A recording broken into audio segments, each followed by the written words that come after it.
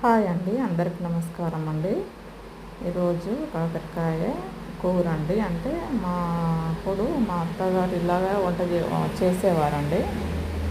ఒక కాకరకాయతో కూడా ఆమె కూర వండేది. మా ఇంట్లో 10 మంది అండి మెంబర్స్ని. 10 మందికి ఆమె వంట చేసేదన్నమాట. ఒక కాకరకాయతోటి కొంచెం ఉప్పు కారం ఎక్కువ వేసేదన్నమాట. ఎండుమిర్చి కూడా రాత్రిపూట నానబెట్టి నూరి చేసేదన్నమాట. కారం ఎక్కువగా ఉండేది, నూనె కూడా ఎక్కువ పోసి ఉంటుంది అనమాట ఆమె.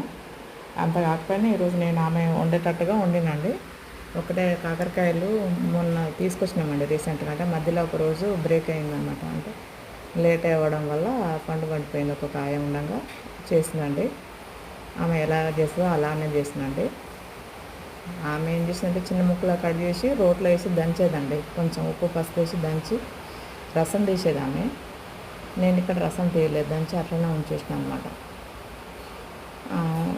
సేమ్ ఇదే ప్రాసెస్ అండి ఆమె చేసేది. రసం కూడా కొంచెం అప్పట్లో వాళ్ళు ఎందుకో అండి కాకరకాయ రసం బాగా పసరు వాసన ఉంటుంది అన్న ఉద్దేశంతో వాళ్ళు తీసేసేవాళ్ళు. చెక్కలో ఉండేది ఆమె. నేను గింజలతో సహా వేసిన, అంటే గింజలు కూడా టేస్ట్ బాగా వస్తుంది. కొంచెం దీనికి ఆయిల్ ఎక్కువ పడుతుందండి. ఈ కర్రీకి ఆయిల్ ఎక్కువ పోస్తే బాగా వస్తుంది. లాస్ట్లో పౌడర్ వేసుకున్నా కదండి, అది జీలకర్ర మెంతుల పౌడర్ అండి. జీలకర్ర మెంతులు వేయించేసి ఆ పౌడర్ని లాస్ట్లో వేసిన తర్వాత దించాలండి. ఇందులో మసాలాలు లాంటివి ఎటువంటి వేయకూడదు. ఈ పౌడరే టేస్ట్ వస్తుంది ఈ చారుకి. ఒక్కటే కాయ అండి, నేను ఇక్కడ చూపిస్తున్నాను కదా.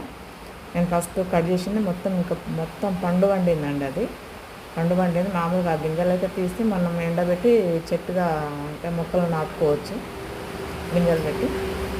అట్లా ఉన్నది. అలాంటి కాయతోటి సాంబార్ చేసినండి. చాలా టేస్ట్గా వచ్చింది. మా పిల్లలు మా వారైతే మంచిగా తిన్నారండి.